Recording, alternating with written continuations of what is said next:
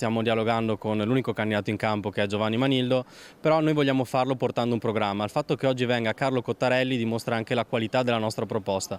Carlo Cottarelli parla di 7 sfide globali nel suo libro, sono 7 sfide che riguardano anche il Veneto. Dalla transizione ecologica e digitale alle nuove gerarchie di geopolitica, dalle sfide dell'immigrazione a quelle del commercio. Noi siamo una regione che esporta e quindi dobbiamo affrontare questi problemi. Abbiamo avuto un ministro che ha detto che i dazi sarebbero stati un'opportunità, non è così.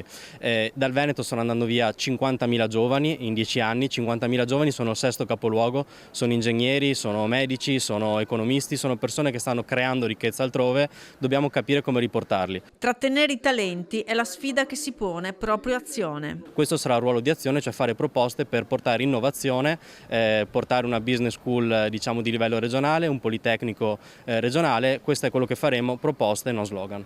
Azione ha dialogato anche con il centrodestra, ma la conclusione è una sola. Però è evidente, la scelta la prenderà Roma, ci sarà diciamo, un atteggiamento tutto volto a difendere diciamo, un'eredità, noi pensiamo che il Veneto sia assolutamente un patrimonio, ma che questo patrimonio poi debba essere portato avanti con idee.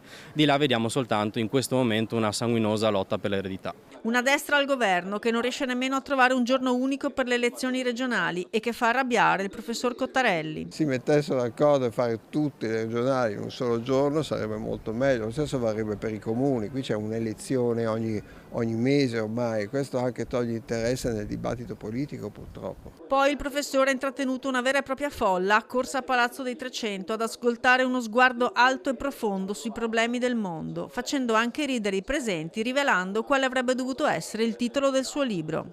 Di fronte a questi problemi io devo riconoscere che inizialmente avevo un altro titolo in mente e ho tentato da chiamare questo libro, intitolare questo libro Non c'è più niente da fare.